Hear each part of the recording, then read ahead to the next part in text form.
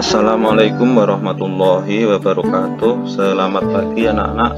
Selamat berjumpa kembali dengan Pondok Media. Pondok Media datang, belajar menjadi senang. Anak-anak, sebelum kita mulai pembelajaran, baiklah kita berdoa terlebih dahulu. Menurut agama dan kepercayaannya masing-masing, berdoa dipersilahkan. Amin. Sebelum pembelajaran kita mulai, yang belum subscribe silahkan subscribe dulu, karena subscribe itu gratis. Baik anak-anak, kali ini kita akan belajar masih dalam tema 4, subtema 3 untuk pembelajaran yang pertama. Langsung kita ke materi. Baiklah anak-anak, kita berliterasi dulu. Agar terjadi pertukaran udara, Siti membuka jendela kamar. Kamar Siti menjadi sejuk dan segar. Siti selalu menghirup udara segar di kamar. Siti pun hidup sehat. Itulah salah satu cara Siti menjaga kesehatan. Bagaimana cara lain yang dilakukan Siti untuk menjaga kesehatan? Marilah kita ikuti kegiatan Siti ini ya. Minggu pagi, Siti, Dayu, dan Lina bersepeda santai. Mereka bersepeda santai dari rumah Siti pukul 6 menuju alun-alun. Jarak rumah Siti menuju alun-alun tidak jauh, lebih kurang 5 km. Siti, Dayu, dan Lina hanya menghabiskan waktu 15 menit untuk sampai ke alun-alun. Siti, Dayu, dan Lina telah melakukan salah satu bentuk olahraga yang bisa memperlancar peredaran darah mereka, yaitu bersepeda santai. Tahukah kamu bahwa bersepeda santai dapat menjaga kesehatan organ peredaran darah, khususnya jantung? Sebagaimana ditegaskan dalam sebuah penelitian di Inggris, tepatnya British Medical Association atau disingkat BMA, bahwa bersepeda sejauh 20 mil dalam seminggu akan mengurangi resiko penyakit jantung koroner sebesar 50%. Bersepeda dengan santai akan mengatur detak jantung sehingga otot-otot jantung bekerja dengan baik. Jantung sangat berperan dalam peredaran darah manusia, yaitu sebagai pemompa. Selain jantung, organ peredaran darah manusia lainnya adalah pembuluh darah. Pembuluh darah manusia memiliki fungsi sebagai pengangkut makanan dan berbagai zat sisa-sisa metabolisme tubuh. Ini sebenarnya saluran ya, sebagai saluran pengangkut makanan. Kita lanjutkan. Pembuluh darah dan jantung bertanggung jawab untuk mengalirkan darah yang mengandung nutrisi, oksigen, hormon, dan gas-gas lain. Organ peredaran darah manusia dapat mengalami gangguan oleh penyakit maupun berbagai kelainan, diantaranya jantung koroner. Oleh karena itu, jantung perlu dijaga kesehatannya. Apa itu jantung koroner? Jantung koroner merupakan penyakit jantung yang disebabkan oleh tersumbatnya arteri koroner, yaitu pembuluh yang menyuplai darah ke jantung. Penyumbatan pembuluh tersebut dapat terjadi karena adanya endapan lemak, terutama berupa kolesterol pada lapisan dalam dinding pembuluh. Penyumbatan pembuluh arteri dikenal dengan istilah arteriosklerosis. Nah, sekarang tugas pertama, coba dibaca. Selain jantung koroner, masih banyak contoh penyakit yang dapat mengganggu organ peredaran darah. Sekarang tugas kalian untuk mencari contoh penyakit yang bisa mengganggu organ peredaran darah manusia beserta cara pencegahannya. Kamu bisa mencari informasi tersebut dari berbagai sumber bacaan, termasuk juga internet. Tuliskan hasilnya dalam bentuk tabel seperti berikut ya, kerjakan di buku tugas. Silakan nanti anak-anak bereksplorasi mencari sumbernya dari berbagai bacaan. Kita lanjutkan. Mencegah lebih baik daripada mengobati. Itulah slogan kesehatan yang sering kita dengar. Apa makna slogan tersebut? tentu saja slogan yang berisi nasihat. Adapun makna dari slogan tersebut adalah mencegah timbulnya faktor yang dapat menyebabkan terjangkitnya penyakit. Mencegah lebih baik daripada mengobati penyakit yang terlanjur menjangkiti tubuh kita. Pada dasarnya, faktor penyebab timbulnya penyakit dapat diminimalisasi dengan cara mencegah. Nasihat bagi masyarakat secara umum bisa dilakukan melalui berbagai media seperti melalui slogan. Selain itu, nasihat bisa disampaikan melalui pantun seperti contoh berikut. Indahnya persahabatan, saling menjaga dan menghormati. Jagalah kesehatan badan, jangan sampai mengobati. Nah, ini adalah contoh nasihat melalui pantun. Apa makna pantun ini? Sampirannya dua baris pertama, yaitu baris pertama dan baris kedua. Dan isinya adalah baris ketiga dan baris keempat. Inilah yang merupakan isi nasihatnya. Jagalah kesehatan badan. Kita disuruh untuk menjaga kesehatan badan dengan cara apa? Seperti tadi ya, berolahraga, bersepeda santai. Selain itu, jendela kamar tadi ya selalu dibuka di pagi hari agar udara segar masuk ke dalam kamar. Selain itu, cahaya matahari juga masuk ke dalam kamar. Salah satu cara menjaga agar kamar kita selalu bersih dan sehat. Kalau kamar kita selalu bersih dan sehat, udara yang kita hirup bersih, maka akan menunjang kesehatan tubuh kita. Baik, kita lanjutkan. Masih ingatkah kamu dengan bagian-bagian pantun? Untuk menguji ingatanmu, kerjakan tugas berikut ini. Sudah sering saya katakan bahwa belajar memang perlu mengulang, tidak apa-apa ya. Semakin kita sering mengulang, maka kita akan semakin paham, bahkan kita akan hafal di luar pikiran kita ya. Kacang goreng enak dimakan, kue tape diberi ragi. Kalau tembok sudah dibersihkan, jangan ada coretan lagi. Apa jenis pantun tersebut? Ada berapa baitkah pantun tersebut? Terdiri atas berapa bariskah bait pantun di samping? Tuliskan baris yang merupakan sampiran, tuliskan pula baris yang merupakan isinya. Anak-anak kerjakan dengan membuat tabel seperti berikut. Jenis pantunnya tadi apa? Jumlah baitnya berapa?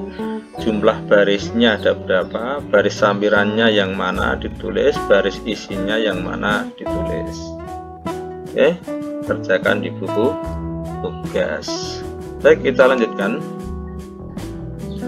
Pantun berbentuk puisi, terdiri atas 4 baris berirama silang, yaitu A, B, A, B. Disusun dengan irama yang indah dan memiliki makna yang penting. Pantun termasuk karya yang dapat menghibur sekaligus menegur. Pantun merupakan ungkapan perasaan dan pikiran yang disusun dengan kata-kata indah, sehingga sangat menarik untuk didengar atau dibaca. Pantun menjadi ciri khas bangsa Indonesia dalam mendidik dan menyampaikan hal-hal yang bermanfaat. Ini adalah salah satu fungsi pantun. Ciri-ciri pantun kalian tentunya juga masih ingat karena sering kita ulang-ulang. Baik, kita lanjutkan. Perhatikan contoh pantun berikut ini. Memang indah bunga selasih, selasih bunga tanpa getah. Lingkungan asri juga bersih, belajarnya nyaman, hatinya betah. Berdasarkan pantun di samping dapat dijelaskan sebagai berikut. Yang pertama, pantun memiliki 1 bait yang terdiri atas 4 baris. Ini maksudnya kita menganalisis pantun ini ya. Pantun ini terdiri dari 1 bait. 1 baitnya terdiri dari 4 baris. Kemudian suku kata pada setiap baris secara berurutan. Suku katanya berapa ini? Me, mang, indah, bunga, selasih. Nah, kita hitung ada 9 suku kata. Yang kedua selasih 3, bunga 5, tanpa 6, 7, getah 8, 9 juga ini ya. Kemudian lingkungan asri juga bersih 10, belajarnya nyaman, hatinya betah 11, suku kata. Ini menganalisis pantun. Dan yang ketiga, setiap baris terdiri atas 4 kata. Betul, ini setiap baris terdiri atas 4 kata. 1, 2, 3, 4. Nah, ini ya. Satu barisnya 1, 2, 3, 4. 1, 2, 3, 4. 1, 2, 3, 4. Berarti semua baris terdiri atas 4 kata. Baris yang menunjukkan sampiran yaitu memang indah bunga selasih. Ini baris pertama. Baris kedua selasih bunga tanpa getah. Nah, ini 2 sampiran, yaitu baris pertama dan baris kedua. Kemudian baris yang menunjukkan isi adalah ini ya. Lingkungan asri juga bersih, belajarnya nyaman, hatinya betah. Ini adalah baris isinya. Pantun bersajak ABAB. Ini sajaknya sih, kemudian sih, kemudian Nah, ini namanya sajaknya A. B ini sama dengan A tadi, kemudian ini sama juga dengan B tadi, maka sajaknya adalah AB. Kemudian yang ketujuh, pantun ini termasuk jenis pantun nasihat ya. Lingkungan asri juga bersih.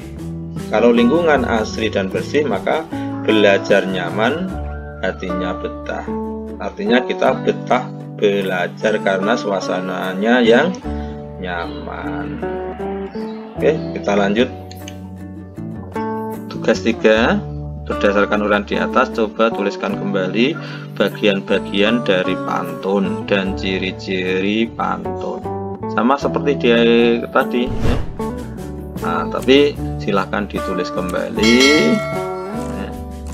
Sekalian kita membiasakan untuk biasa menulis, karena ini nanti akan berguna bagi anak-anak.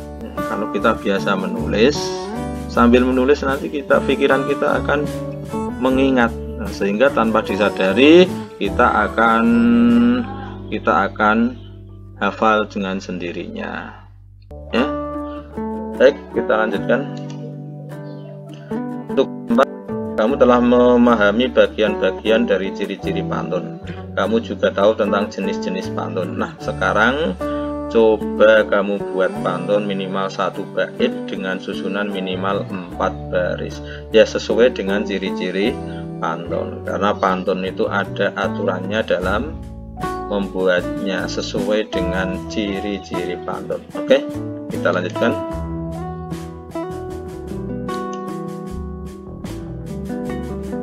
Organ peredaran darah memegang peranan penting dalam kelangsungan hidup manusia. Ini kita ke muatan pelajaran IPA. Oleh karena itu, sudah seharusnya setiap orang menjaga dan mencegah terjadinya gangguan-gangguan terhadap organ peredaran darah dalam tubuh.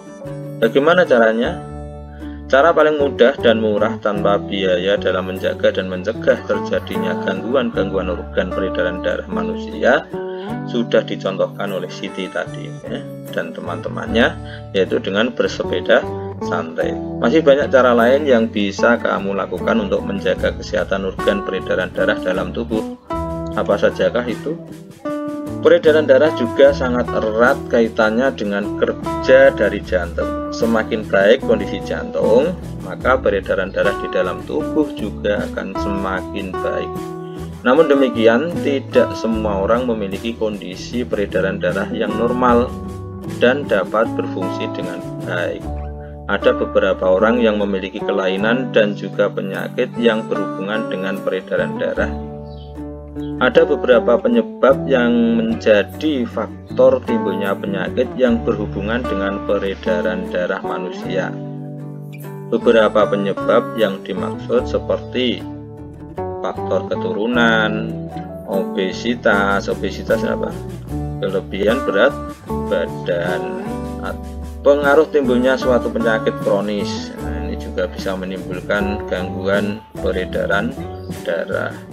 Gaya hidup tidak sehat, nah, seperti sering merokok, minum minuman beralkohol, itu termasuk gaya hidup yang tidak sehat. Merokok ini sangat berbahaya, baik perokok aktif maupun perokok pasif. Apa yang dimaksud perokok aktif dan perokok pasif? Perokok aktif ini adalah mereka yang langsung menghisap rokok atau penghisap rokok, ya.